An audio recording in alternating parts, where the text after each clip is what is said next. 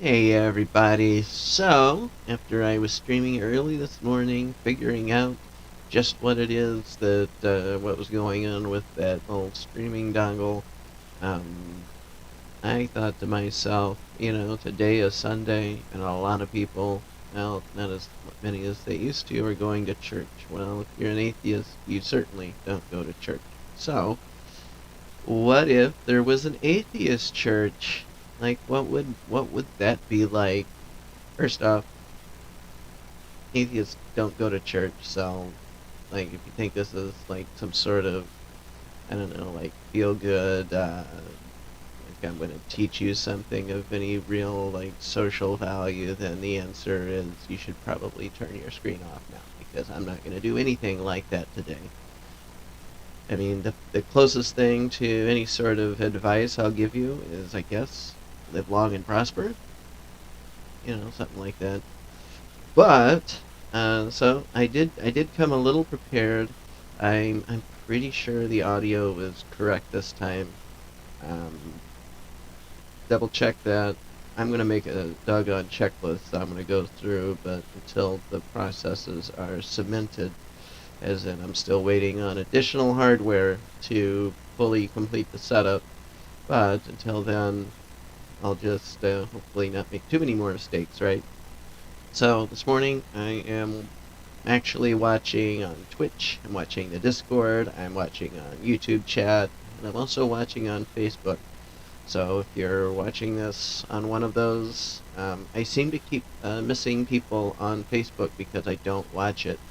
And a lot of that just had to do with the way I had my broadcast set up here. So I've got my gaming computers here, so at this point that's another thing that I can use to watch things.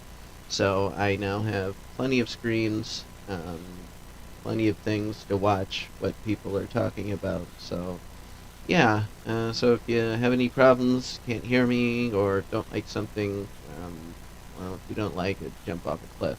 No, don't do that. But, so yeah, so let's see here. So I will say, hold on. So I added some stuff to this, so this is new to me. So, hold on, I added some stuff.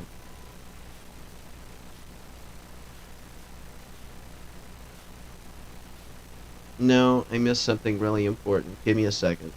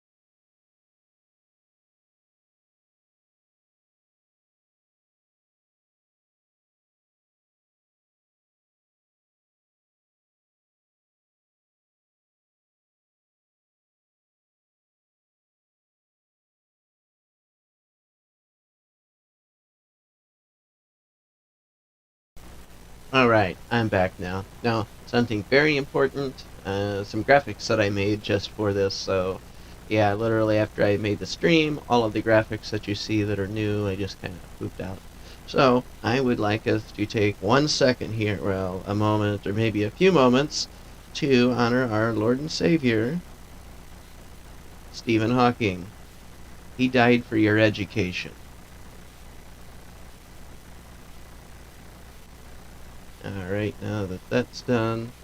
So, yeah, so first things first, I did sit here and I did come prepared with some music, right? You know, if you go to church, there should be music, right? So let's see how this goes. I think I found something that might work. Sounds kind of nice.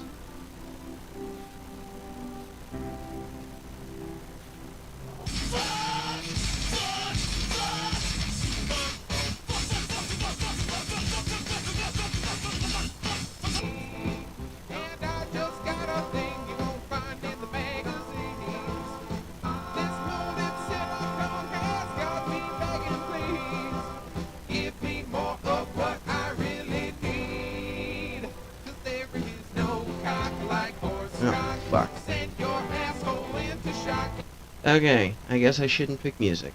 So, um, let's see here. So yeah, so this morning I'm targeting 2 hours with this. I don't know that we'll go 2 hours, and I don't care that we will.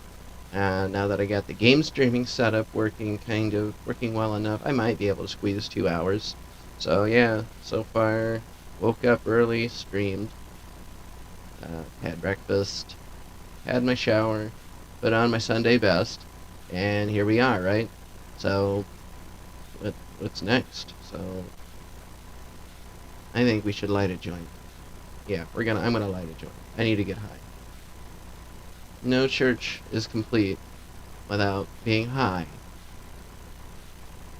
I mean, that's the only way that I know some people could tolerate going to church. Is they wait till they get high and then they leave for church, or they go do it in the bed. It's weird, but it makes it a lot easier when they're doing all the weird stuff. So, I don't know what I'm doing weird this morning, but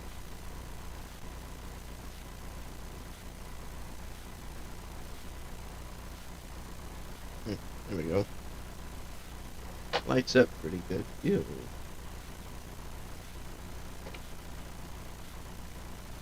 Huh. Kind of ashed a little bit on my keyboard. Alright, well, I guess I'll clean that up later. So, yeah. So, I don't know what we've got going on in the news. But let's see. What do we have? So, Elon Musk personally called CEOs of companies that stopped advertising on Twitter to complain.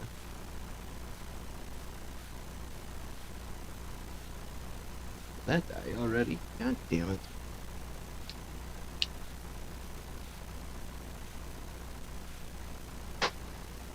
Alright, so he called CEOs of companies that pulled ad spending to complain, according to Financial Times.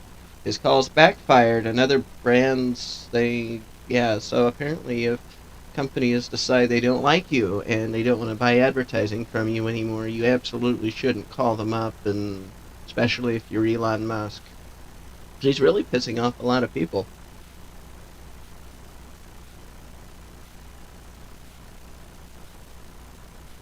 So yeah, let's see here. Wonder if it said any particular companies, but yeah. So a number of leading media buyers and advertising agencies say that almost all the major brands they act for have stopped ad spending on Twitter. The report said half of Twitter's top 100 advertisers have stopped advertising on the platform in recent weeks as a result of controversies and warnings from media buyers. This list includes Meta, Coca-Cola, and Kellogg's. Ooh, who else? Four industry figures. Hold on. Four industry figures told Financial Times in recent weeks agencies have not little what kind of English is that anyway, so a bunch of these companies are just hating on Twitter because of Elon Musk.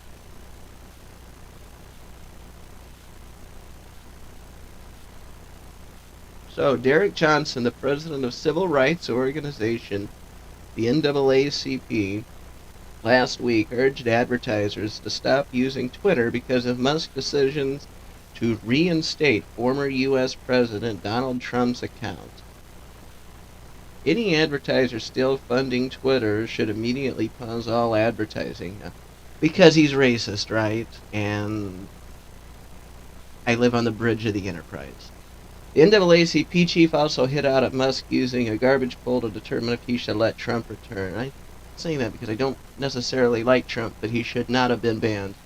It literally did nothing to silence him. Nothing, nothing, not at all. He's still out there. They're just mad that he went back to Twitter.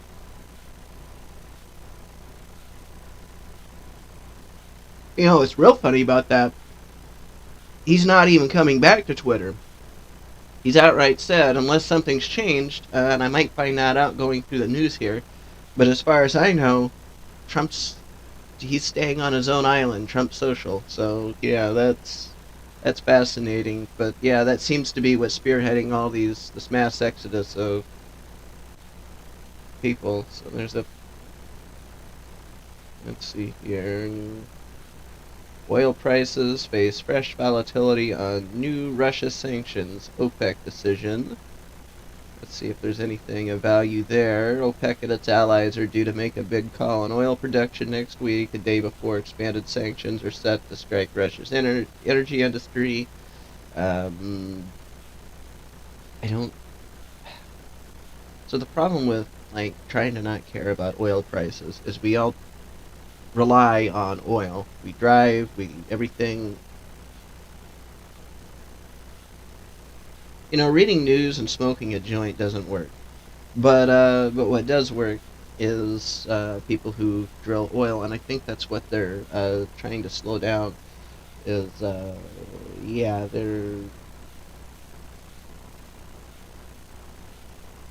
U.S. and its allies have struggled in recent days to determine a cap, which Washington designed as a loophole to stop European sanctions on insurance from slamming Russian exports. Poland wants a low cap to punish Russia's economy, pitching it against Greece, Malta, and other EU members with a big shipping fleets that are pushing for around $70 a barrel. Where are we at right now? Crude oil prices. There's a website called oilprice.com. And if they're smart, they'll have a big thing on the home page that says right where we're at. Well, apparently there's all sorts of different crude oils, but yeah, if they're trying to push a cap of $70 a barrel, then they've got a ways to go. Because WTI crude is at 76.28, Brent crude is 83.63, Murban crude 86.36, Louisiana Light 85.83, Bonnie Light 84.35, OPEC Basket 85.19, and Mars US 76.28. And I'm not going to pretend I know what any of that shit is, but they're just different kinds of crude oil. I don't know which one we get our gas from. Probably all of it.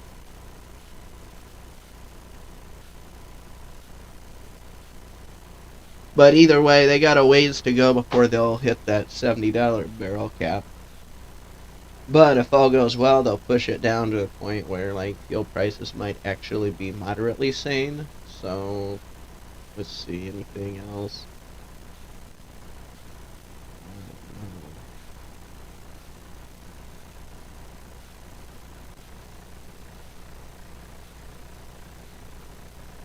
Apparently, here are the 7 richest people in the world who haven't signed the Giving Pledge. Jeff Bezos is number 3. So I don't know what the Giving Pledge is. Jeff Bezos has committed to giving away the majority of his $116 billion fortune during his lifetime. But when it comes to signing the Giving Pledge, the Amazon founder remains mum.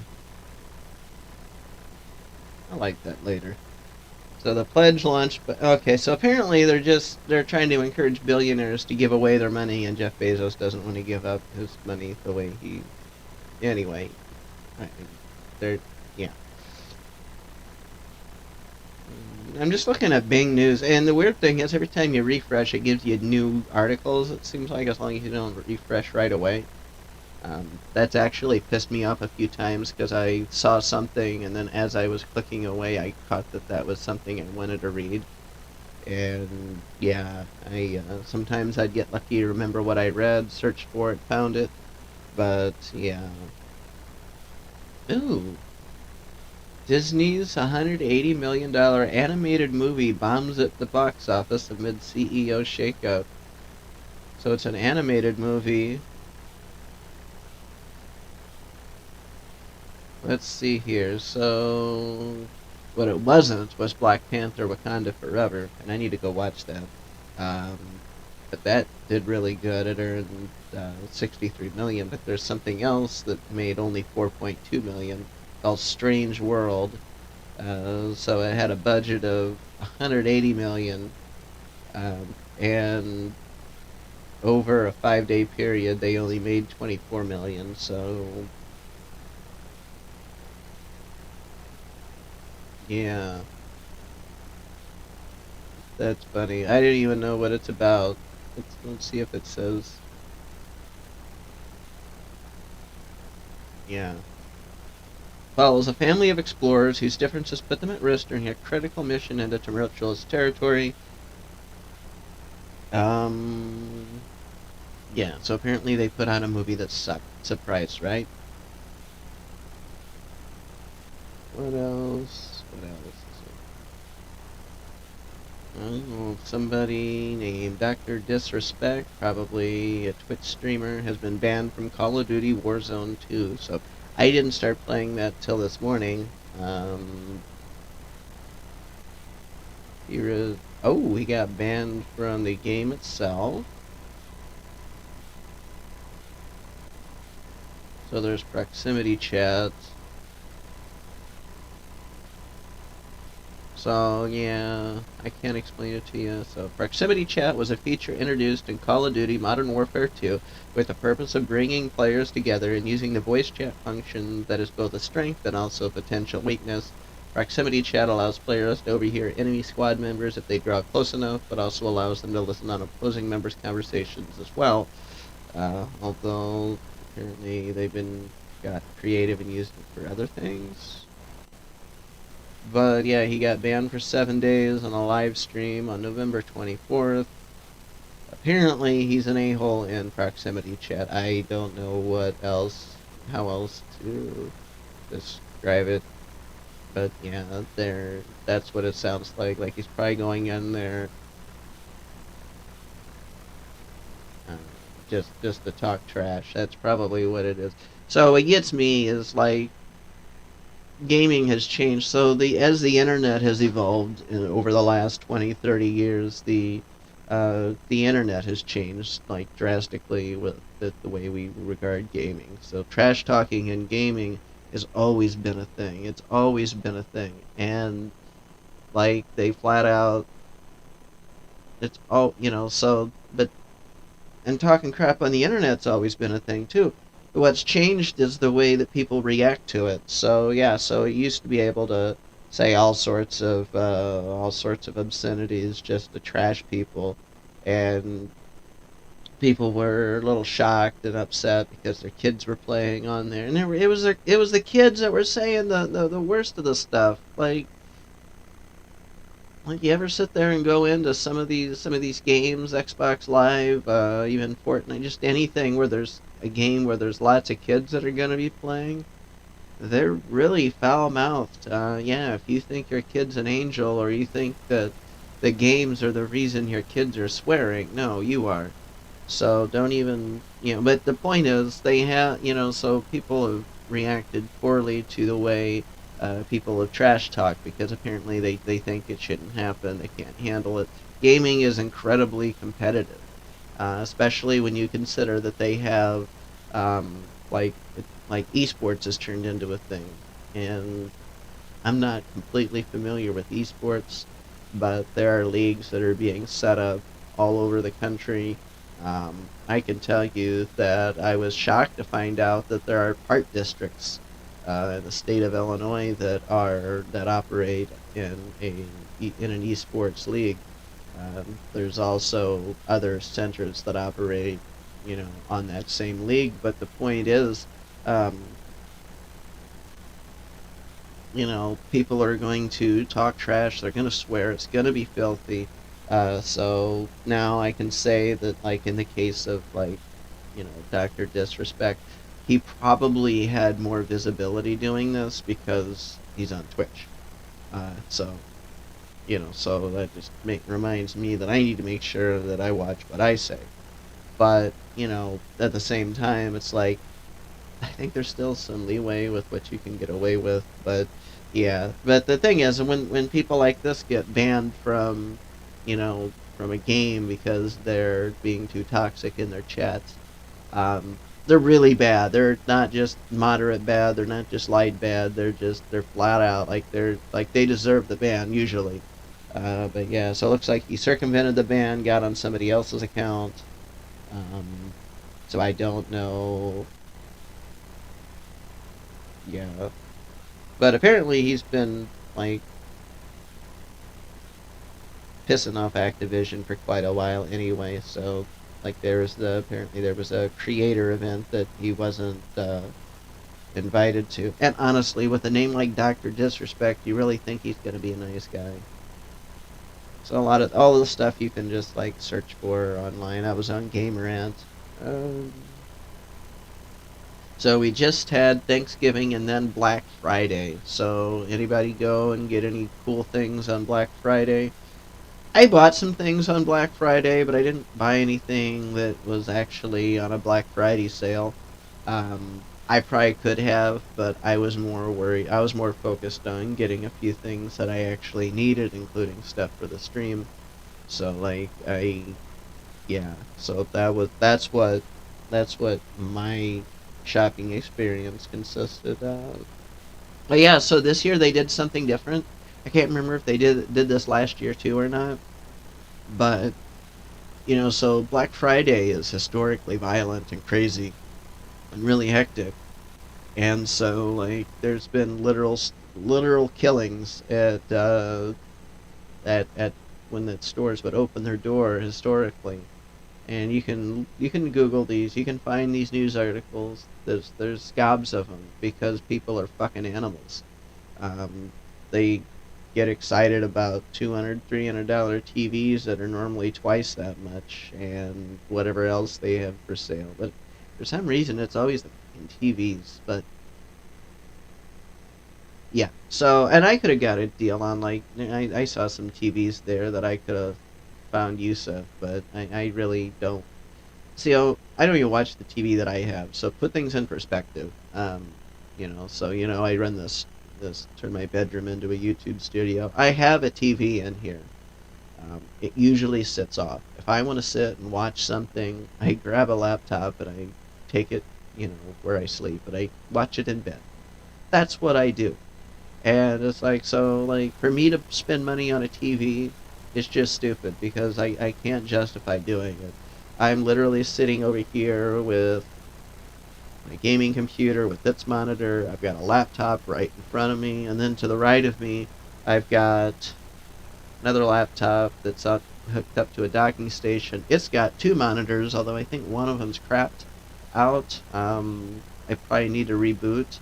I'm gonna try rebooting after the stream because that's literally the one that runs the stream. So if I reboot it right now, I'll lose you guys, and I would have done this right before, but I didn't want to risk the thing not coming back up because I had trouble yesterday. And I don't know. My patience is kind of sort of not there this morning. So, but yeah. So let's see here. But yeah. So this year the experience. Yeah. So like I think a muted Black Friday. It might not have been the word I would have used. But yeah. So someone here says that it felt like a normal day. A guy that was a warehouse supervisor walking through a Target corporate store in Chicago. So, yeah, it was definitely busier than normal at the two WalMarts that I went to, but it wasn't crazy. Like there was it was a little bit more foot traffic, but it wasn't enough people to like. It wasn't a stampede. Nobody's lives were at risk. Nothing you know, there weren't any like ridiculously long lines anywhere. And so what I noticed this year that I was trying to get to before is they turn it into a month, Black Friday month, where all month they've been pushing out deals, um, instead of waiting for one single day. And I think that worked. So like, cause like they don't get me wrong, they had some like really good deals. Like I saw, like for example, I saw a couple of prepaid cell phones. They were Samsung Android phones, and um, I probably would have bought one just for the business, but I literally just bought an Android phone for my business last week, so I don't need another one. That would be nice to have been in a situation to have needed yet another one so fast, but yeah, that you know. But at any rate, yeah. So like this one, like I had one marked for 80, and I think it was normally like 150 to 200 bucks, something like that. And then they had another one that was marked down to 35, 34.88. And I can't remember what they said that price, but its regular price was probably like 80 bucks or 100 bucks. So I mean, they were good deals, but ultimately, like the whole shopping experience this year at Black Friday wasn't the hectic, crazy, life risking thing, at least around here. And again, so like this article here, I was wondering how it went, because this article here is mentioning like Chicago. So if anybody is going to experience something crazy shopping, it's going to be someone shopping in Chicago or any other major city in the U.S. And so yeah, so if it felt like a normal day, then I would say that was a success on the way uh, companies handled it. So yeah, but yeah, so and that was always one of my criticisms. You hear about Black Friday, you hear about um, the crazy deals. You hear about, people bowling employees over, like the greeters. Like it was crazy. Like there was one, I can't remember when, but it was like 4 or 5 years ago, and like they were waiting to open the doors of, it was either a Best Buy, I think it was a Walmart actually, um, but either way, yeah, I think it was a Walmart or someplace like Walmart, like Target. I'm pretty sure it's Walmart. Either way, they had opened the doors, and there was probably hundreds of people standing outside. And as soon as the doors were unlocked and opened, they just flooded in. The poor retail worker, they couldn't get out of the way. I can't remember if they said it was like, like the age of the person.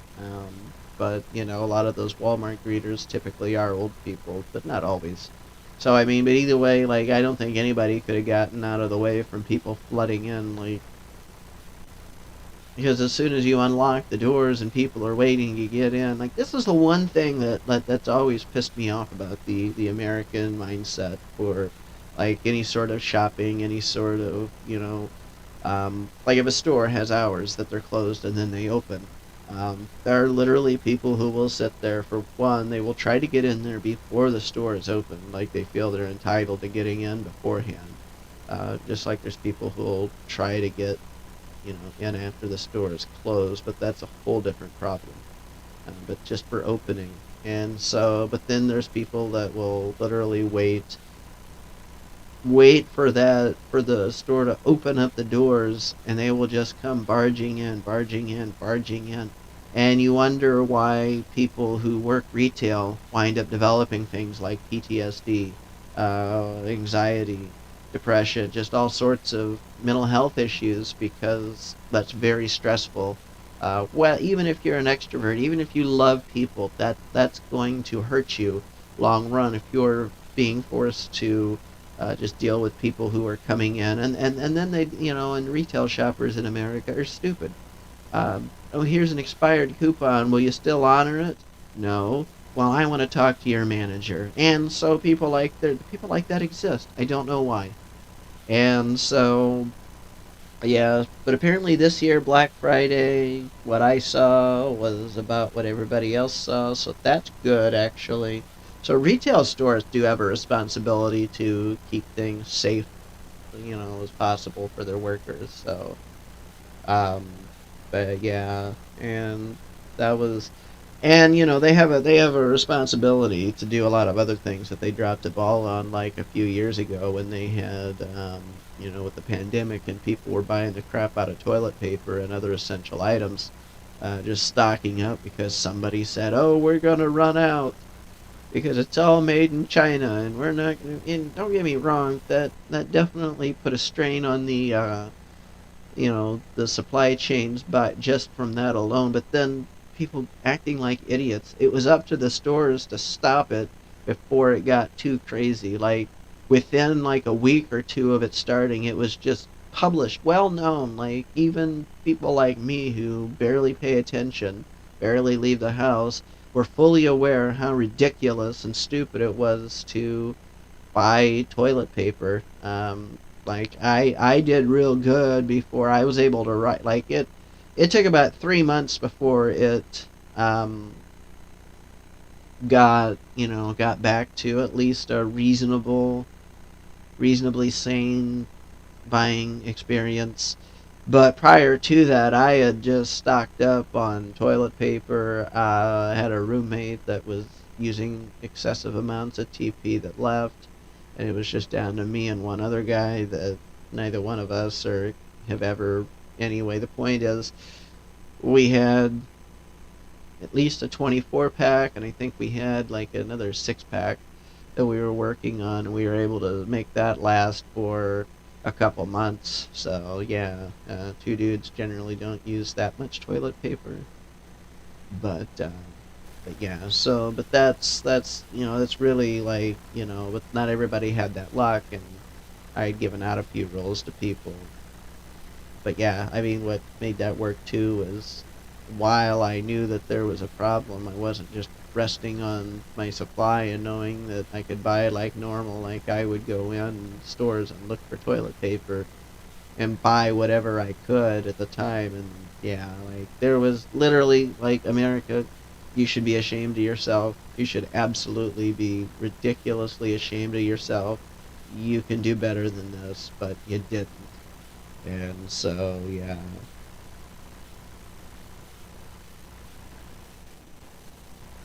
Oh, fascinating. Like, I'm just sitting here going through news. Like, I know this is normally tech and geeky stuff, but I'm just having fun with this right now. Apparently, the Maine governor is pissed off at Whole Foods because they decided to stop selling the state's lobsters at their stores. And Whole Foods' excuse for it was the fishing gear would harm North Atlantic right whales. So leave it to a leftist, left-leaning company, a big corporation that's left-leaning, that's drinking the Kool-Aid of the left, to hurt an entire state's economy. Like lobsters are a big deal in Maine or anywhere that's along the ocean. So, like that actually sucks for their economy. So hopefully they've got other channels than just Whole Foods. I'm sure they do. So like I don't know where there's a Whole Foods around where I live. I haven't looked, but the last time I even seen a Whole Foods was back in 2013, 2014 when I lived in Texas. So yeah, I think Whole Foods does exist in here in Illinois, but it's not in Peoria. There could be one over in Bloomington Normal. Most definitely one in Chicago. Don't know if there's one in Springfield. And I don't know about anywhere else because I don't pay attention to that many places. Let's see here. Major Canadian crypto exchange CoinSquare says client data breached. This is really important to know about. If you use CoinSquare, um, the data may be breached, but company claims customer assets are secure in cold storage and are not at risk. So what cold storage means, for those who don't know what that means in the context of crypto, is you can take, so there's different ways, so there's wallets that are connected to the internet. That's not cold storage. Those are ones that are at risk. If somebody has that, um, has access to that. They have the keys and everything. They can do stuff with that. If your private keys are held in cold storage, then people can't take it out, because that means that what's happened is they've either got it in a fireproof safe in a lockbox, something. Maybe they've printed out a paper wallet. That happens. That's a good way to do a lot of stuff. Um, Maybe they've got it stored on a flash drive.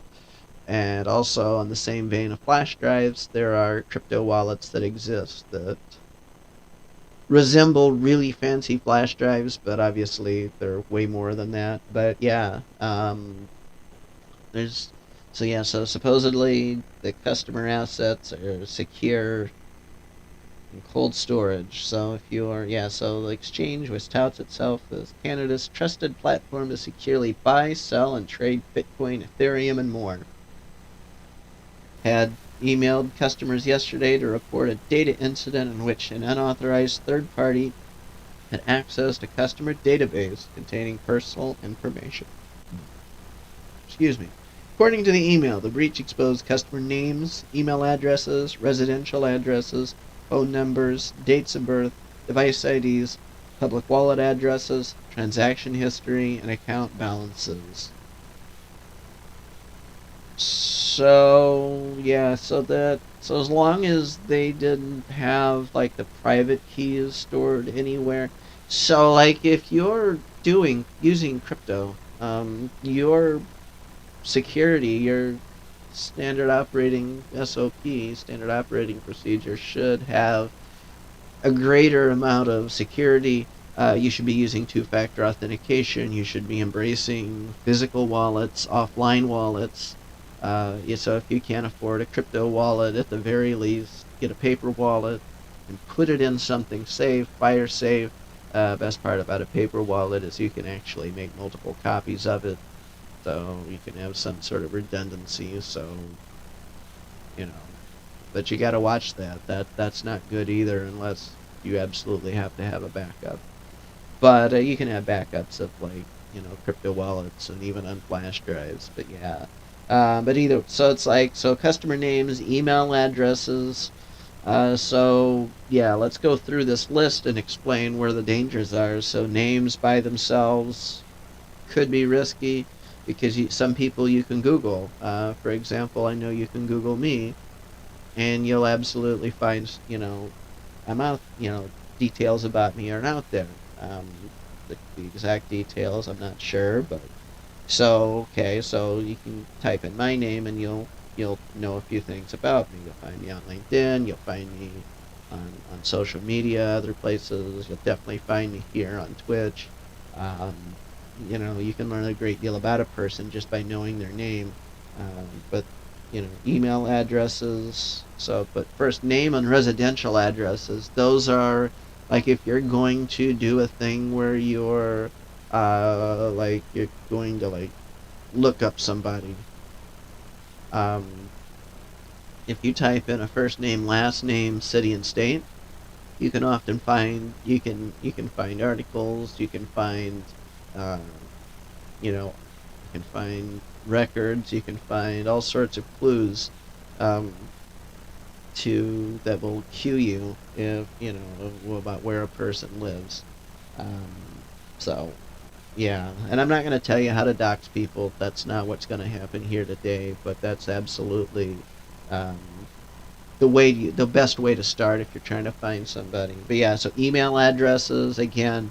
You know the name, then you know the email addresses. So you can go on the dark web and buy databases of leaked passwords, and if you find um, that the password that matches the email address, there's a chance that you can get into that account. So, and that's happened to me before. So you should absolutely employ two-factor authentication always. Do not rely on SMS codes. I know that sounds like the most convenient thing because then you don't have to install anything on your phone, but you absolutely don't want to rely on that unless you absolutely have to. But yeah, so, and I'm not talking about the security codes that Google uses. And actually I am, but they used to use a complete verification method to where if you just had a phone number, so you can, so it's possible to clone somebody's SIM card and hook it up to another phone and make it so nobody knows what's really going on, right? So that does require physical access to your device, so make sure who you hand your phone to isn't somebody that you don't completely trust, and even then, that's usually where the violation happens. Somebody you trust is actually a snake. But yeah, so let's go through customer names, email addresses, residential addresses, phone numbers, dates of birth, device IDs, public wallet addresses, transaction history, and account balances. All of these pieces of information can be used to verify you uh, with any sort of financial institution, with any sort of utility, with any sort of uh, any company that you do business with that has to verify you because it's secure. So you need to make sure that that you protect yourself. And yeah, so there's monitoring services out there that you should absolutely look into. Um, and actually, let me look something up real quick because I'm going to recommend a friend of mine that can help you if you ever. So this is of a service that I've used through a company called Legal Shield, and they do have like a really affordable credit monitoring service. Yeah, so I'm gonna put this out on the chat here, and yeah, so let me see the name of it. Name of the service is called ID Shield.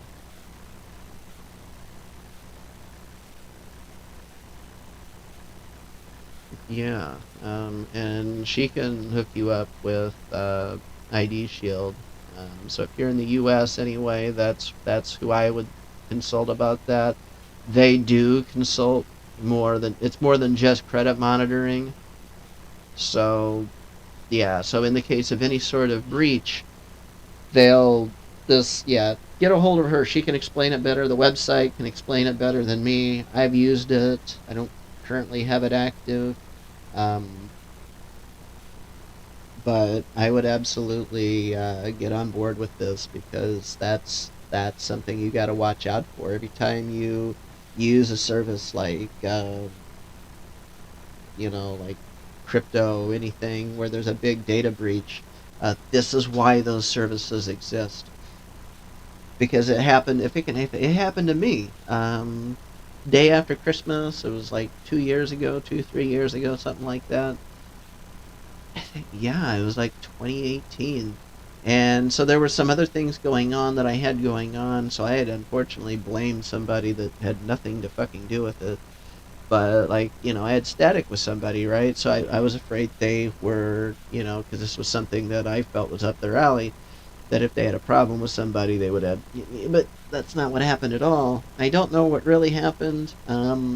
I can say I was visiting some interesting corners of the internet that maybe I should have been a little more careful with.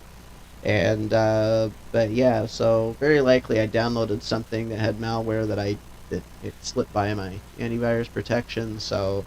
Um, so yeah, that could have been a keylogger without me knowing it.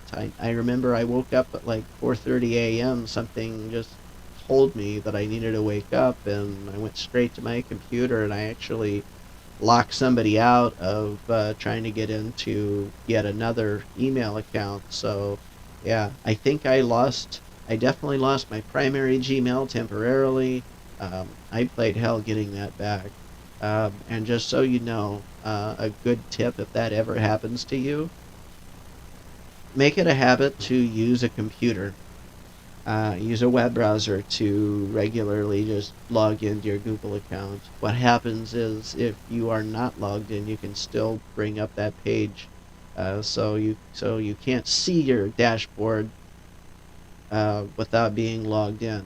but even if your password has changed, it still kind of gives you like this overview that if you show Google this screenshot, that's what I did of the two accounts that I had to get back. That tells Google that this person has a legitimate reason to be in this account because they were already in it. We know that they can access this is their account. It probably is theirs because, I was emailing them back and forth for like a couple of weeks before I finally figured out the correct angle to get my stuff back. So yeah, ever since then, two-factor auth all the way. And but yeah, so then I didn't have ID Shield going at the time. So after that, I did, and then yeah. But either way, but yeah. So I would definitely. This is the one that I would recommend if you're worried about a data breach. If you're worried about, uh, you know, especially if you trade with crypto, you definitely need to know uh, things that are happening. So these guys, the cool thing is, so not only do they monitor your credit, because everybody thinks about like credit monitoring, and that's only a small part of what actually needs to be watched. They'll watch for other things, including the dark web. So yeah. So you definitely need that. I mean, you need it anyway, but if you're doing like financial stuff online, you're moving large amounts of money, maybe you're one of the Elon Musks of the world, or you aspire to be, maybe at any rate, the point is it's a good thing to have even if you're next to broke. But yeah. Anyway, so let's see here. Microsoft puts further pressure on Sony regarding Call of Duty. What's going on with that? So Microsoft's attempted acquisition of Activision Blizzard okay, has run into some possible issues. One vocal opponent for the deal is Sony, who would see one of their major console rivals potentially gain exclusive releases for, key gaming franchises. So yeah, Call of Duty. So this is one of those things where it turns into like a concern over antitrust.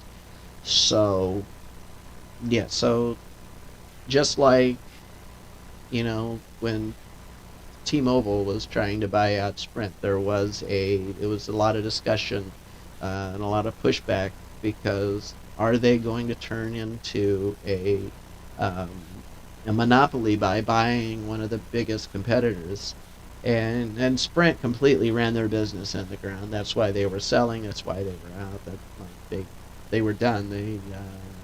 Years of operating substandard service, not horrible customer service. I mean, I had a Sprint phone like 10, 12 years ago. And that service was, and even when I was on MVNOs, like I literally like Sprint, any sort of Sprint-based service was going to be the cheapest frickin' deal you could get on any sort of prepaid phone.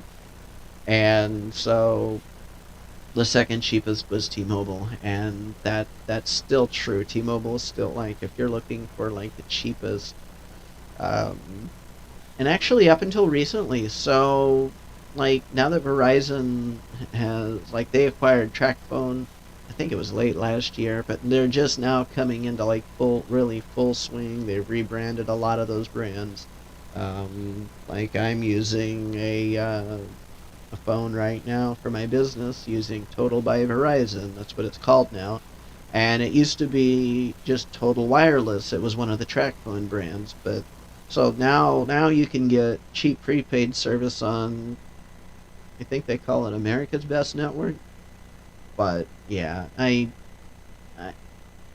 either way, their concern here is Sony's worry that Microsoft buying out Activision Blizzard is going to hurt their bottom line because um, they're worried it's going to screw up their market share because what if Microsoft buys them out and decides that we're going to turn this into an Xbox and PC exclusive and we don't release it for other consoles?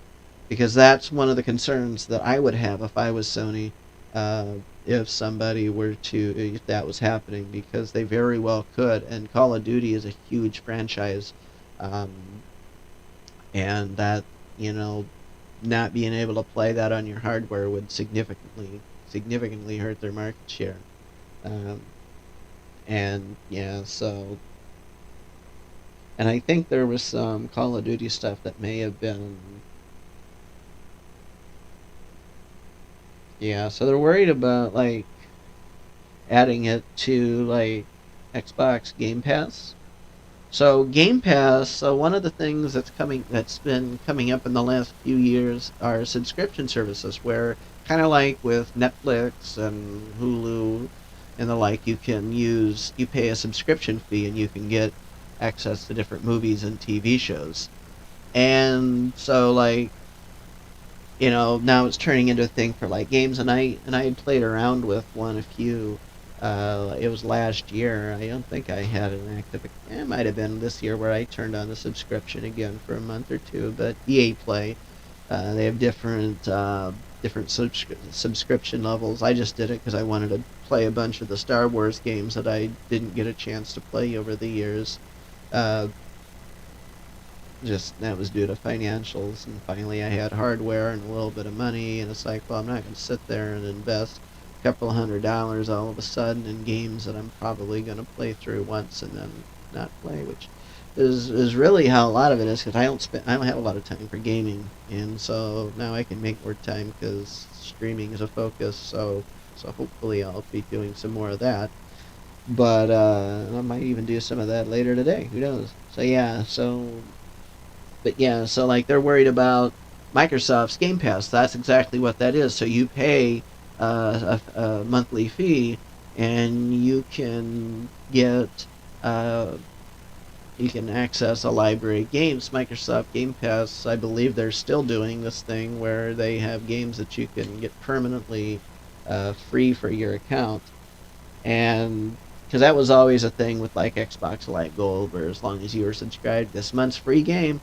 And so that happens on PC too. If you use the what was it, the Epic Games launcher, every week or every so often, I can't remember. They have a cycle, but either way, like right now, Star Wars Squadrons was for free, and they had that worked out with the EA Play. Because the only way to get Star Wars Squadrons through a streaming service like that is through the EA Play. So yeah, I wound up getting Star Wars Squadrons uh, for free, and so Sony is worried that, well, if I can get, like if people have to pay money to get um, to buy a copy of Call of Duty or whatever game that they want to play, and then all of a sudden you can, but if you go buy an Xbox or you go on a PC, because PC is very much a strong competitor to consoles, always has been, and so, but any sort of thing that makes it cheaper to own the alternative, your competitor, isn't good for you. So it's going to be interesting to see if Microsoft completes that acquisition, and if they end up getting it on Xbox Game Pass. Um, so yeah, let's see here. Like I could sit here all day and go through news, and yeah, a Twitter executive got a court injunction to prevent Elon Musk from firing her. Let's see what that's about. I swear the other day I was getting, I really am sick of this Musk and Twitter stuff, like specifically with Musk and Twitter, because it doesn't bother me whenever I hear something about SpaceX or Starlink or Tesla, because those things are cool. And I'm not saying Twitter's not cool, but what I'm saying is, like, this is where Elon Musk is really showing his ass, and he's not coming off as. I'm hoping he's got a game plan to end the madness before it turns into something that tanks Twitter. But yeah, that's going to be his problem. He spent a lot of money that wasn't his to get Twitter. So yeah. So Sinead McSweeney, Twitter's Ireland-based global vice president of public policy, secured a temporary injunction from the High Court of Dublin to prevent her from getting fired. According to a report from the Irish Times, McSweeney claims she was locked out of her work accounts on Twitter's Dublin office after not responding to the email Elon Musk sent to employees, which asks workers to reply yes to commit to Twitter's extremely hardcore culture or otherwise leave. So something about that has to be, so something about when Musk did that has to be like illegal. There's got to be some way of it, because all of these, like the working conditions, especially in America, and this happened in Ireland, but especially in America. So, and being an American-based company by an American-based billionaire, um, it's irrelevant that Musk is actually from South Africa. His entire adult business ventures, his identity as, a rich man making a lot of money, has always happened with American companies stateside. He lives in Texas. And so, like, there's got to be something illegal about this. Like, there's not enough protections. So, like, I can almost guarantee you that here in America, none of those employees could have done what this lady did over in Ireland. So, yeah, that's one of the dangers of doing international business. When you hire employees, you have to be mindful of their local laws. So yeah, it's a clusterfuck. But yeah, so apparently she fired filed this thing because she didn't hit yes. Never replied to the email because it didn't outline Musk's expectations for employees who decided to stay, and the severance package didn't meet her contractual entitlements. So the severance package, it was, what that means in layman's terms is that severance package that was offered was shit compared to what she was supposed to get. So yeah, so Twitter's lawyers acknowledged that McSweeney wants to stay at the company, and they would restore. Yeah, so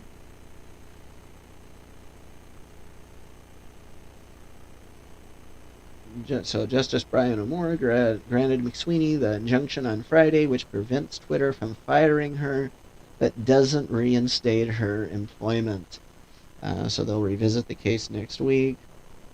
So yeah, there's others, like former head of ad sales resigned earlier this month. Musk convinced her to stay and then ended up firing her anyway. This is a guy that doesn't know what the hell he's doing when it comes to like actually running whatever. Like he knows how to do other stuff, clearly, but the way he's handling Twitter is not somebody who has a clear plan to like turn this company around. Um, and again, so the only real issue Twitter otherwise would have faced, they still would have had a lot of layoffs, probably not as many as he did. So he had to lay off so many people because that $4 million a day was enough of a pain that they were losing because of lost ad revenue. Was because he had a really steep buy-in price. He literally spent more than what he should have, and so like throughout that, he hesitated because he knew he wasn't getting a good deal on Twitter. Like people who sold Twitter to him, they made out like a fucking bandit, and they're doing good right now. But yeah, so Musk has to figure out how to make all that money back. And yeah, so but with the slowdown in advertising, so this is global. This is happening with every company. It's not just because of Twitter. It's not just because of Musk. It's literally like Meta laid off people, TikTok's had to lay off people, like just every one of these companies and big names in social media, they've had to lay people off because big companies are spending less money on advertising. And just checking the chats here, nobody's talking. You're boring. But yeah, for Twitter it's worse because the fallout that he's experiencing and causing from this is just absolutely ridiculous. But that's his problem. Musk says he's done with layoffs apparently, and Twitter's going to start hiring to replace the workers who were fired or quit. So what really that means is they're going to hire cheap H-1B workers that cost Twitter a lot less money instead of, yeah. There's all sorts of really screwed up things in the U.S. corporate world. anybody they can take advantage of, because these people who are working H-1B, they will take a job, because if they don't take a job when they're looking for work, they will get deported, and they don't want to go back. They want to stay here. And so Musk and every billionaire like him knows this, so they'll do everything they can to make sure that the foreigners get the jobs. That's what, so yeah.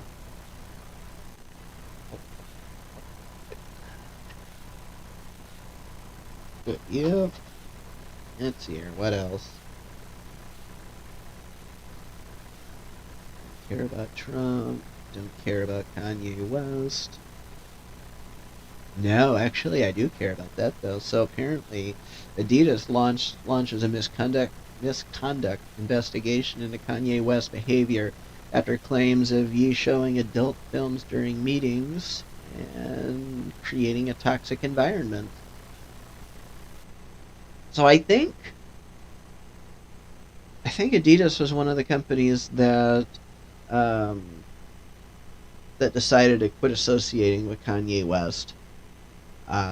So like after he started running his flapper and trying to have a similar attitude like Musk has, he the mighty might billionaire found out the hard way that when you're not the richest man in the world, you can't act like it. So yeah, so he went from being a billionaire to not being a billionaire anymore. Like he's still really close to a billion, but like at least at the time I read, and I don't know where he stands now. Maybe he's a billionaire again, but I do know that at the time he went from like being worth like 2.5 billion, something like that, down to like 868 million. So yeah, technically not a millionaire anymore. Close, but not quite. Because that's like so he had so like, and that's what he had left with the last few sponsorships that he had and what he had going on for his own self. So yeah, so hopefully for his sake, actually I don't give a shit what he does. Parlor can burn. But yeah, so let's see here. This past week, disturbing information about more of Kanye West's behavior, so we know the man's certified crazy, um, was revealed according to a letter obtained by the Washington Post. Former Adidas and Yeezy employees claimed that Kanye had previously shown adult films during movies. So I guess they had. Yeah, so in addition to these movies, Kanye supposedly shown intimate photos of his ex-wife Kim Kardashian during interviews at Adidas. He even proposed making a sneaker that people could ejaculate into. The fuck? This was when Ye and Adidas still had their partnership prior to cutting ties last month. Okay, so they did cut ties. Then that came in the aftermath of him making anti-Semitic comments online. So yeah, so he got banned from Twitter last month, right before Elon Musk bought out Twitter and let him back on. But during that time, he bought Parler just because he wanted to make the same kind of statement that Donald Trump did. Like, so, and Kanye West has always been, like, interesting, not because I think he's a good guy. I don't think he's necessarily bad, but I think he's not as smart as his wallet suggests he is. And most of that has to do with just the way he conducts himself. Like, there's just so much common sense stuff that he should know how to behave. Like this stuff I just read about what he did in those meetings, he should know you don't do that at work. Like, I don't care if it, unless you're running like a sex toy shoe company, telling Adidas, who doesn't do that, that yeah, let's make shoes you can stick your dick in. He should know better, and he is mentally ill, but that doesn't give him an excuse to act like an idiot. And so yeah, so it's currently not clear. Yeah, so anyway, either way, so they're still looking into it more. Kanye apparently claimed that Adidas froze his bank account. Um, yeah, when he lost Adidas, that's what cost him his billionaire status. I am going to take a quick break. We've been at this for an hour now.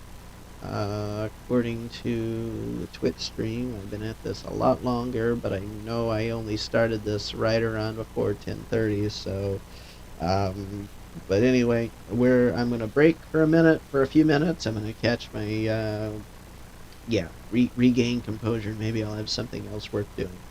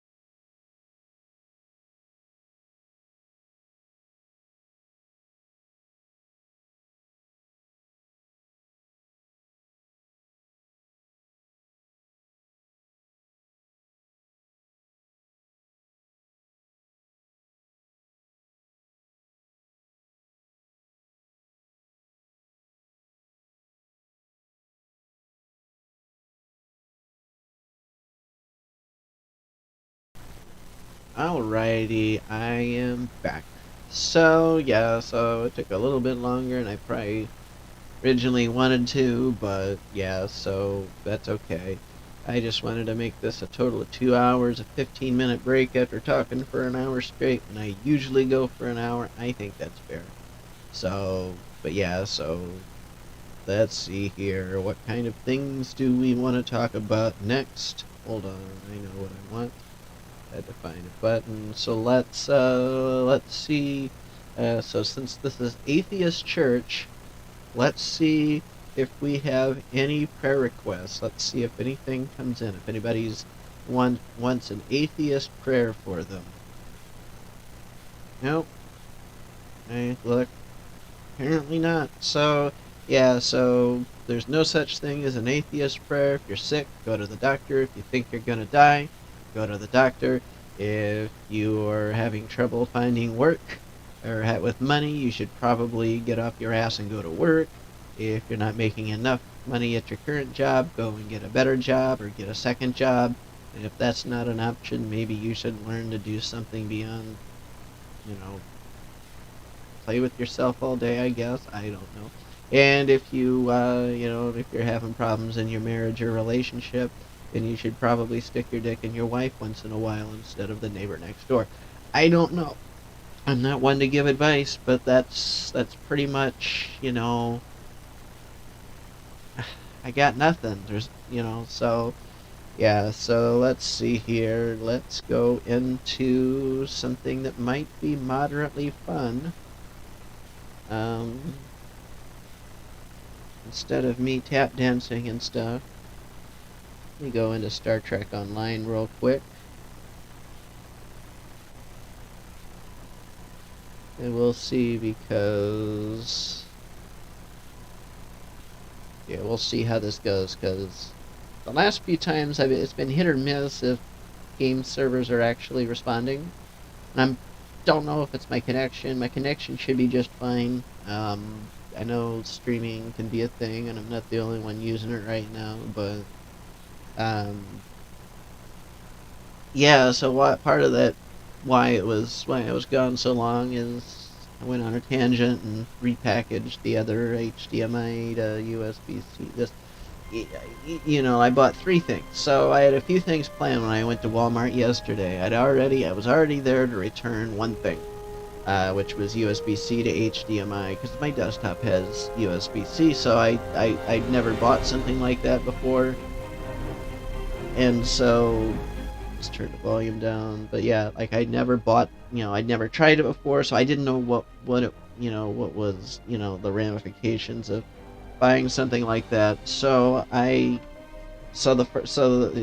was an on-branded product, Walmart's brand. So they have piss poor documentation. They don't really tell you if you have to download drivers, if they have to download any software. They don't really, like, I think it said no drivers required. The idea was so Microsoft created a class of devices called USB billboard device. I suppose they could probably use it for billboards, but it's literally probably originally for billboards. I don't know. Probably where they get the name, but the point is, it uses DisplayLink 1.2. So my old computer, which, the one that I'm using, it's fine for gaming, fine for a lot. Don't get me wrong, it can still play a lot of games, and I'm hoping to squeeze a little bit more life out of it. If not, it's not a big deal. But my point is, the 1050 Ti that I have does not do DisplayLink 1.2. So that's why. So what happened was I bought the on one, I took it back. I saw this J5 Create one. Now, I bought J5 Create products before. They're usually decent. So at least there was some little more description on the box. Still said no driver required. Plug it in, still said USB billboard device. Okay. And no output. And so the only conclusion I could come to is my video card doesn't support that technology, and that's fine. So that's why I bought this other one that just uses a regular USB. Clearly it's got its limitations because it completely kills the monitor, uh, the physical monitor, whenever I have the displays cloned, and I go in and try to go full screen in a game. So that's why Star Trek Online is windowed. That's why, in order for me to play the Warzone 2 earlier, that needed to be in windowed mode. That's also why I haven't branched off to try to do any other games, because that was really frustrating me going in earlier and having to make the settings on the fly while in stream. I just wanted to see the game. But either way, so that's kind of where we're at with that. I just, and it looks like this game is starting to take forever to load again. So I don't know what's going on. I don't play this game as often as I should. I don't play it as often as I used to. So if somebody else has some, any feedback on this game taking forever to get in, just let me know. I'm curious. So we should be able to play this, though. Like, it's stuck at like 92%. I was in space. I wasn't even on a planet. So let's go ahead and close the game back out. Let's try this again.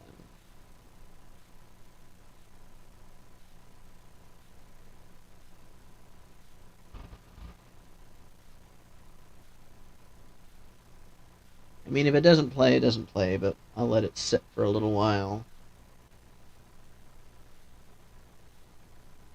But yeah, so it's definitely been an adventure. So another thing that I bought, so I have this little bitty little retro console. I'm sure like 100% of the ROMs on it are pirated, but it's got a bunch of NES games among some other things.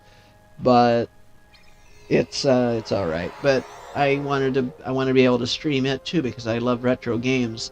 I could do the whole emulator with what I have. I have multiple Xbox controllers that I can just plug in and play, and even have a 2-player session going on here with Jory or whoever else.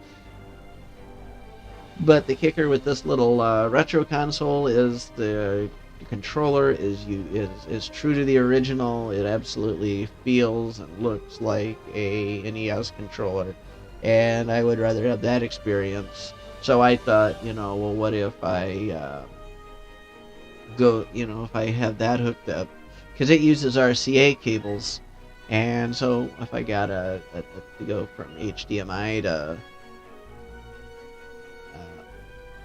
go from RCA to HDMI.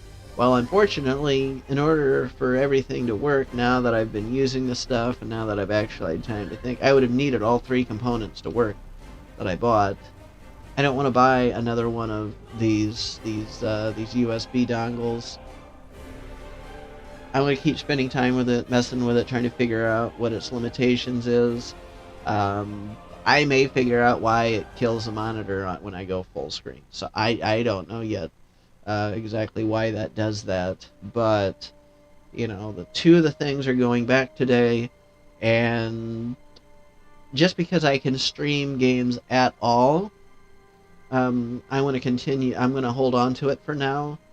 It was only $30. And then, like, the part that I have coming is an adapter that I can go from DVI to HDMI, so it's good that I figured out that I needed to use an aux cable for the sound on this gaming computer to plug into my mixer. So yeah, so the more I do this, the more I get into streaming, the more I do this, and I'm realizing that this is a really expensive hobby. I've gotten lucky to save money. But, I mean, if I were to sit here and take a tally of the kind of, what went into this, and I can't even I couldn't even give you a list of what I bought and to replicate, because there's stuff that I bought from, like, thrift stores. There were stuff that, like my tripods. I have 2 tripods sitting here that I have, and then there's, like, a whole bunch of gear that I bought that I haven't used, like the green screen behind me. Yeah, you don't really see me using that, but it's definitely a thing. Again, you can kind of see the crappy little wall peeking out behind, but that shouldn't be.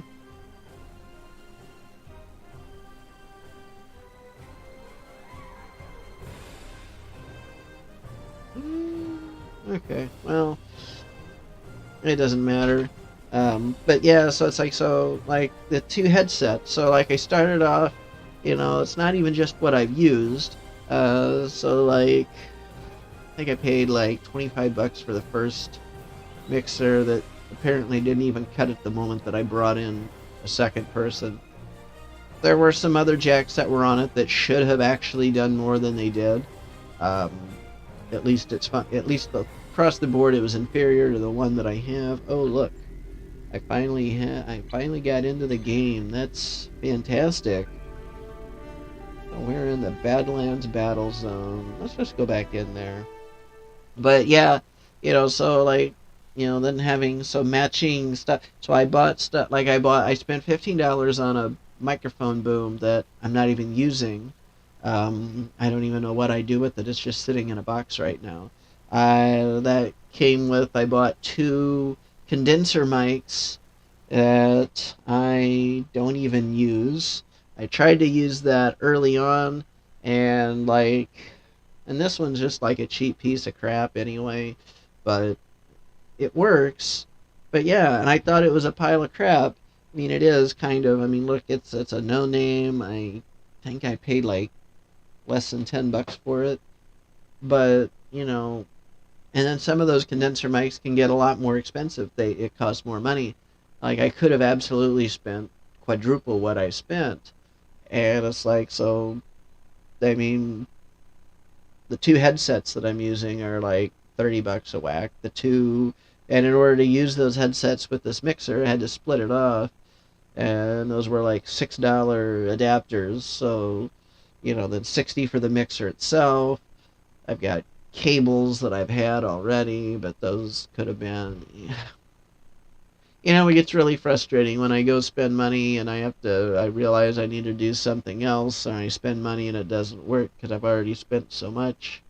Like I was going to do something with with that retro game, but that's just going to have to wait till I have the patience to do it. It isn't even a funding issue. It's just, I changed my mind. I'm going to wait.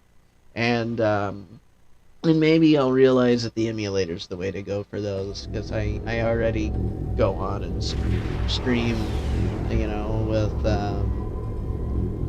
stuff, But yeah, so it's whatever, but I already use emulators for like Nintendo 64 stuff, so there isn't really a whole lot, against doing it that way. So that's kind of one of those struggles. I expect at some point that this is just going to become like a normal thing, and I'm going to be all right. It's not going to bother me at all, But yeah, so we're at Atheist Church today. And we're talking about tech stuff, talking about the news, talking about not being stupid online and actually having something to protect yourself. Talking about, now we're talking about Star Trek games, right? As I sit here wearing a red shirt.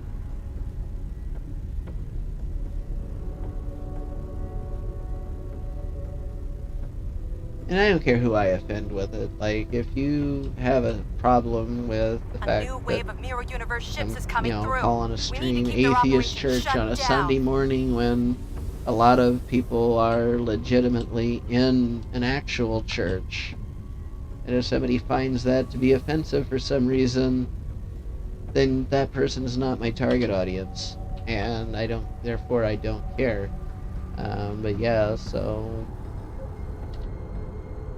But yeah, that's one of those fun things about, you get online, you do streaming, even the people who do podcasts, the people who, even if I didn't stream, and I didn't care about live stuff, live is just fun. I originally did this, like, when I started this, I wanted to make, like, pre-recorded videos. And don't get me wrong, pre-recorded videos wasn't a bad direction, plasma control station. but I wasn't getting any engagement. And I felt that I was, like, I don't know, like, I did I remember, like, I did a 20-minute video, like, one of the first videos. It was a 20-minute video. And from planning, from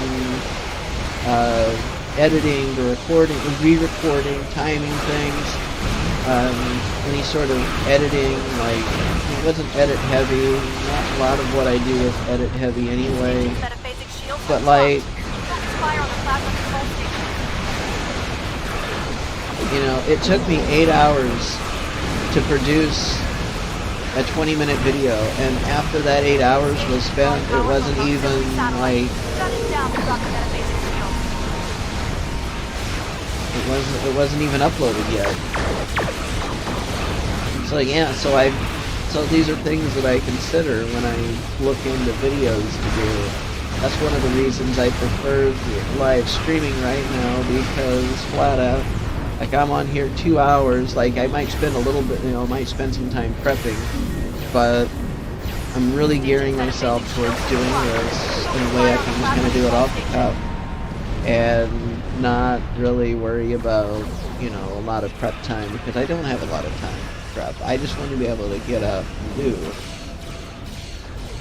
And so that's where we're at with that. And so yeah, if I can do that, that's why I really care more about streams. So I still record the streams. I have a local copy of everything I've streamed, including everything I deleted. Because just because I took it off of the internet doesn't mean that, you know, I don't have a copy of it, including last night's unfortunate video of it going live and no sound. And, like, going live is fun, going live is nice, but I do want to go back and do some, like, pre-records too, like educational videos, and that's really where we're going with the channel. So I haven't figured out if I'm too broad with my topics or whatever, but I don't really care right now. Because right now, I'm worried more about perfecting the process. Let's see here. Where am I supposed to go?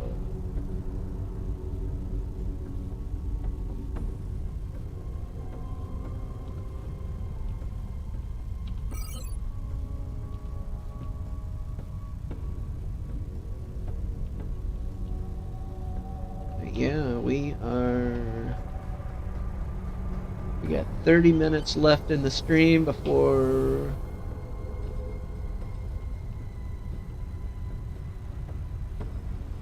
and yeah, there's one of those tornadoes that I like to see. So I think these tornadoes disappear after the Terran Empire people go poof.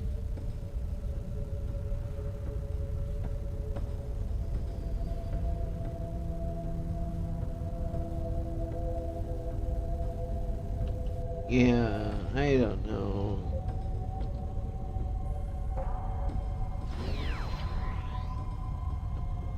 Oh, yeah.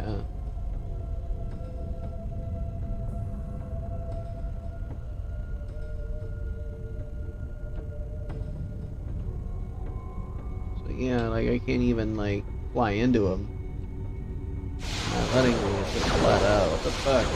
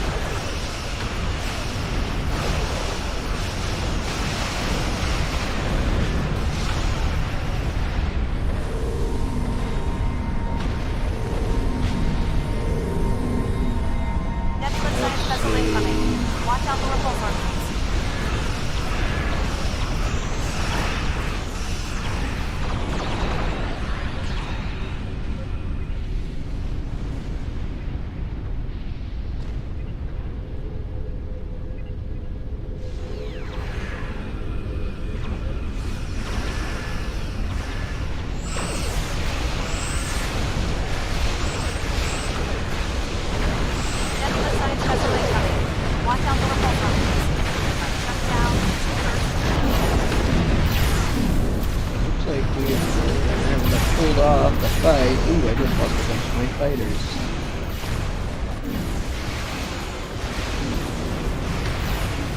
Well, they're not very.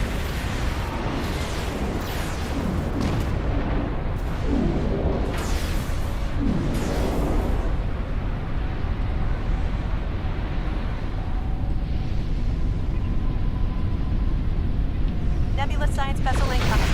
Watch out for repulsor beams.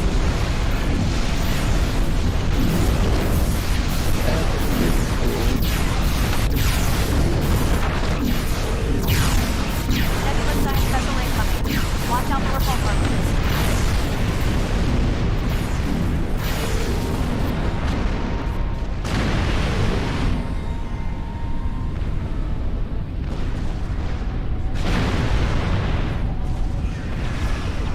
Nebula science vessel incoming.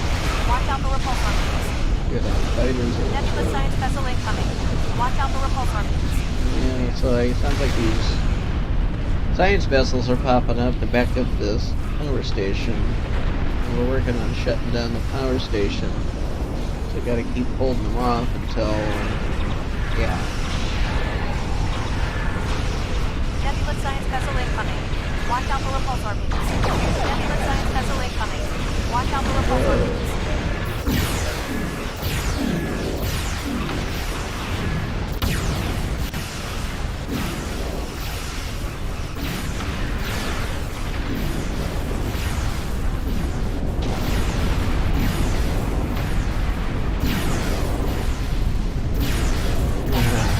Nebula science vessel will try to push you out of the area. So that's what the Devices in repulsor standby beams mode. are for.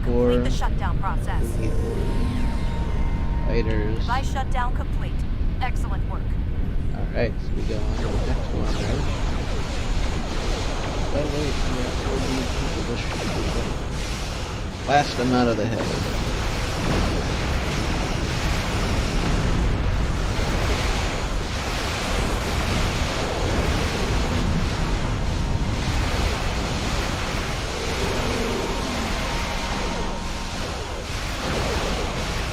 That incoming Terra Nebula science vessel will try to push you out of the area.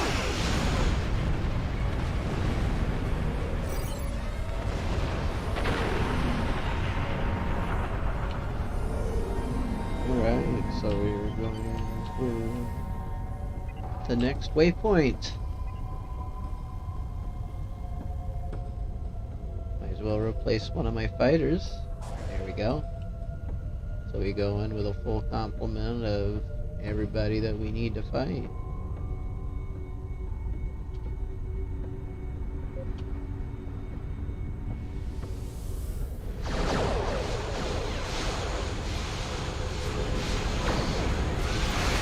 The station is drawing power from an auxiliary satellite. Shut it down to drop the metaphasic shields.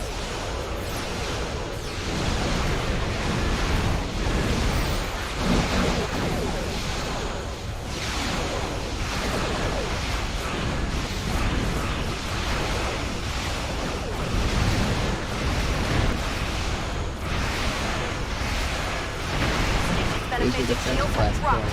Focus fire on the plasma control station.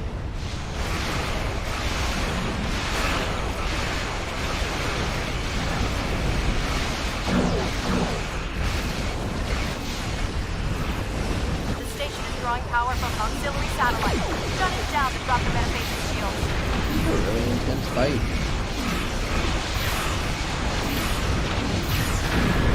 Okay.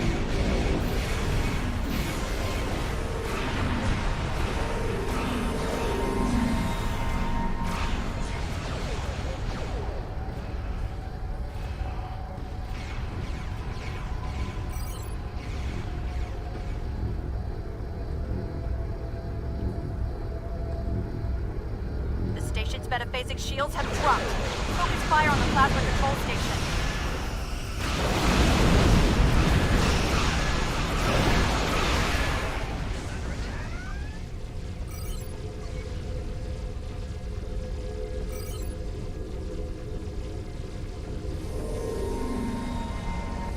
We get turned around. Yeah, these carriers don't move very fast, but fighters do. Those fighters pack enough firepower. I don't really worry about speed of anything, because it just happens anyway. The point is secure. Okay. We're going over this way. I think this is where we're going. Yeah, that looks about right.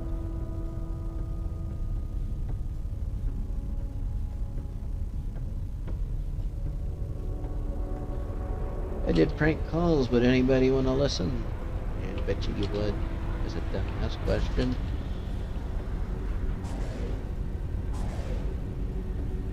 Alright, so where's the enemies that I'm supposed to shoot down? One generator down. 2 more remaining. 2 generators offline. 1 to go. There, command battleship. There we go.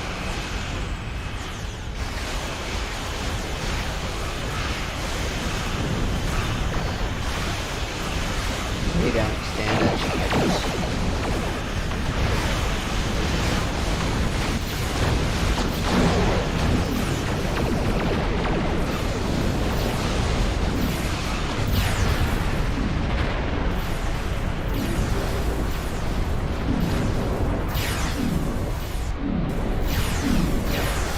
Generators are offline. Enemy ships are crossing through to protect the rift. Stop them! Definitely need more fighters and with the buttons. Generate those. The portal is closed. Excellent work. I'm worried about closing portals. We gotta set a course in that direction.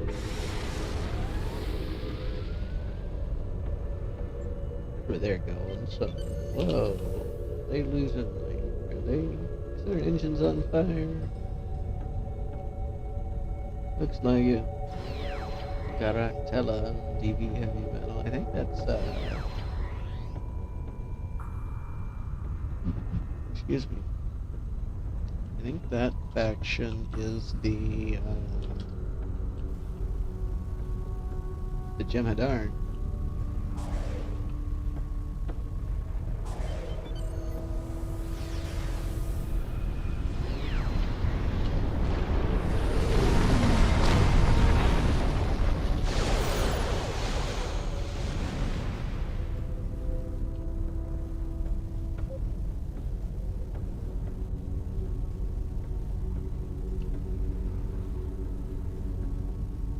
I overshot that. And you see, this is the only downside, is like I'm away from the fight, so I'm hoping my fighters are in there knocking stuff out. Yeah, looks like I'm not gonna not have opportunities to fight.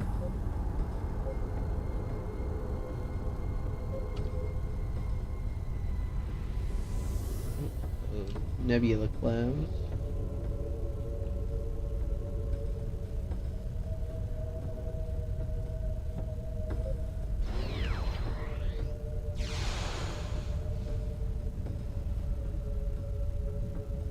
So yeah, even though this big thing can't get there very fast, its fighters are raising all sorts of hell.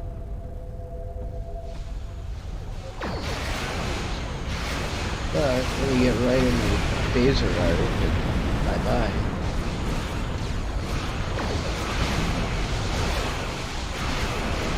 That would be quite effective.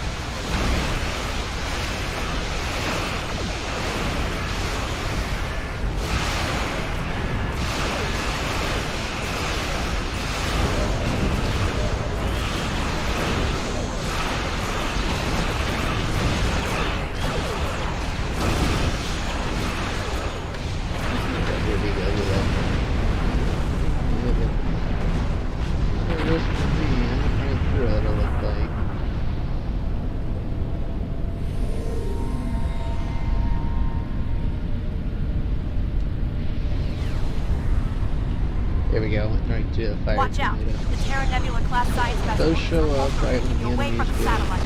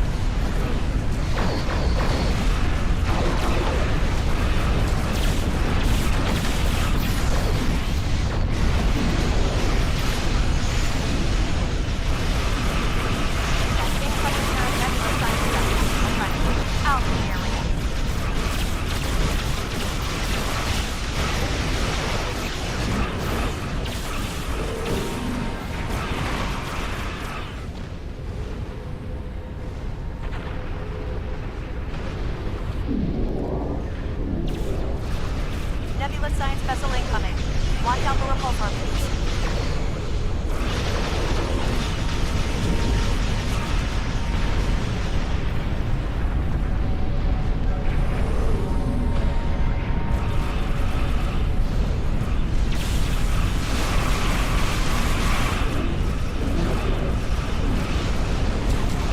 Watch out.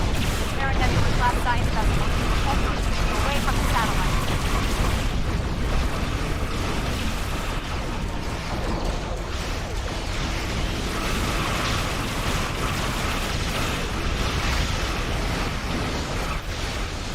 Device is in standby mode.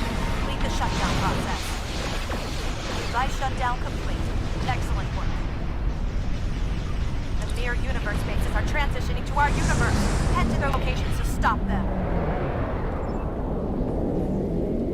Yeah, so this The near looks... universe bases are activating. We have 10 minutes to drive back as many as possible. Okay, so this is the one where you could literally just keep playing and playing constantly. Yeah, and so that's exactly what it is. So we're going...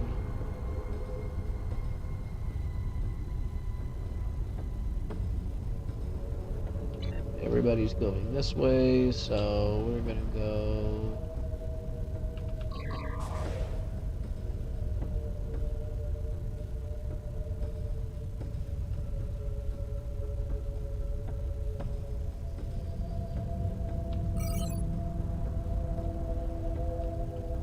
There we go. Yeah, so I think this is like the last part of this.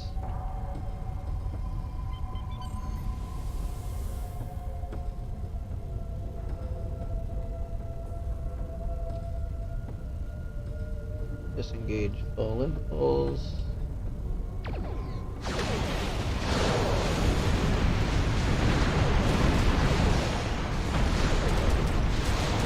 Disable the power station that's orbiting the base. Shut down the portal generators to force them to switch to emergency power.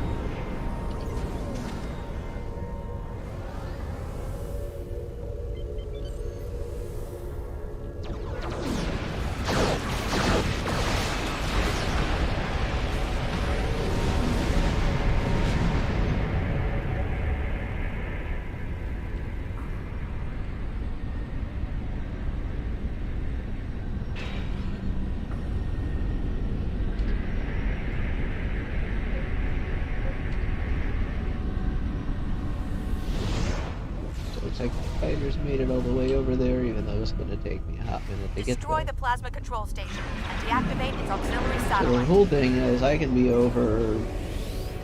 The station's metaphasic shields have dropped. Focus fire on the plasma control station. The station is drawing power from an auxiliary satellite. Shut it down to drop the metaphasic shields. I can be in two places at once, but let's see here. The station's metaphasic shields have dropped. Focus fire on the plasma control station.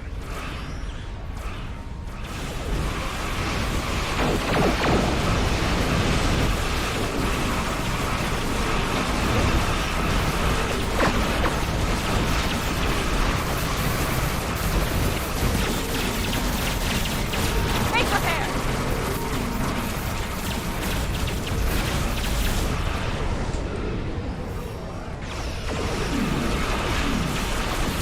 Two more bases to go to. Fight.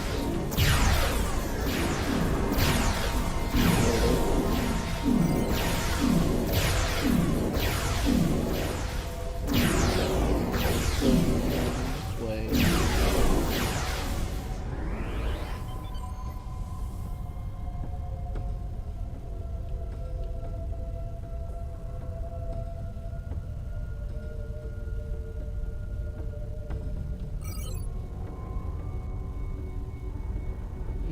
Everybody's going this way. Okay.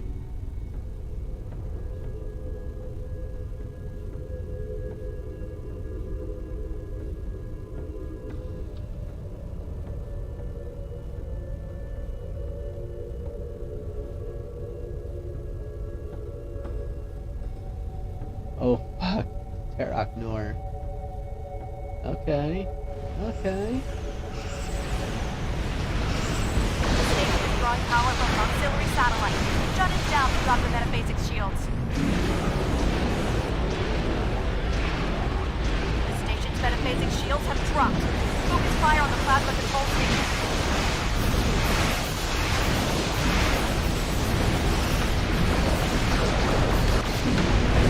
We got a few minutes before it work again, which is fine. There's going to be a few minutes before I'm going to eat them. Turning it in GS mode. We can shift it.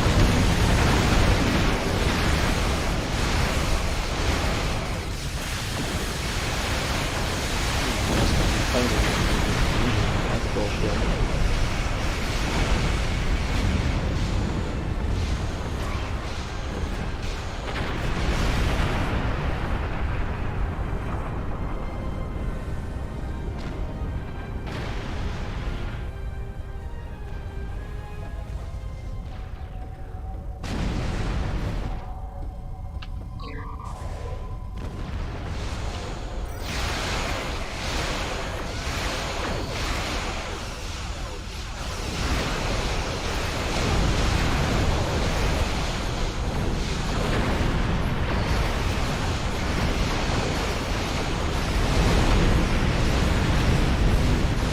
Fighters like toilet paper.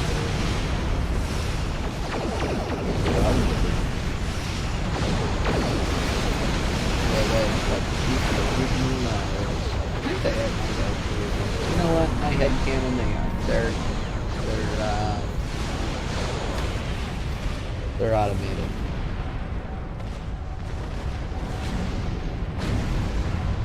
We got 5 minutes left on the stream, but if this battle's not done, I will definitely, I'll keep going.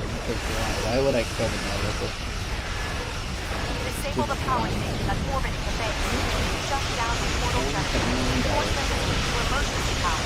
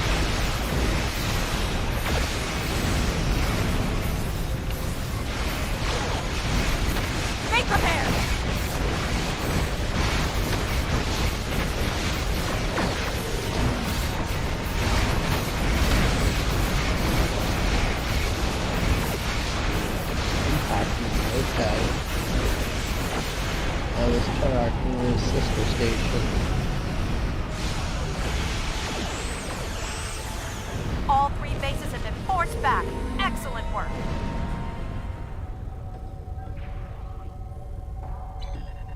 Sensors reading a large force of Terran ships inbound. Yeah. They must be making a final push. All ships assemble to present a united front against the Terran forces. Okay, so I guess we're not done. I guess after destroying Impact Nor, we got one more.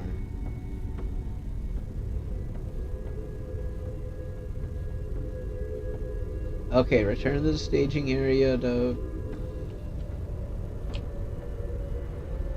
Okay, so I think they're actually, yeah. I think it's actually, yeah, it's about, prepare for the, okay, so that means it's done. I guess they're not... Yeah. So that was the Badlands battle.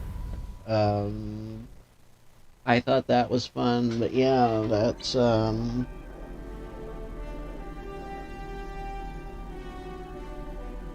But yeah, All right. Well, I guess we get to finish off right here at pretty close to 12:30. That was a 2-hour stream. Well, that was a big one. So hope you enjoyed it. I know I did. It was definitely interesting. But yeah, so Atheist Church on Sundays at 10:30 might become a thing. Just let me know in the comments. Let me know in the chat what you guys think. And as always, you can find me on the Discord, and I'll be in there.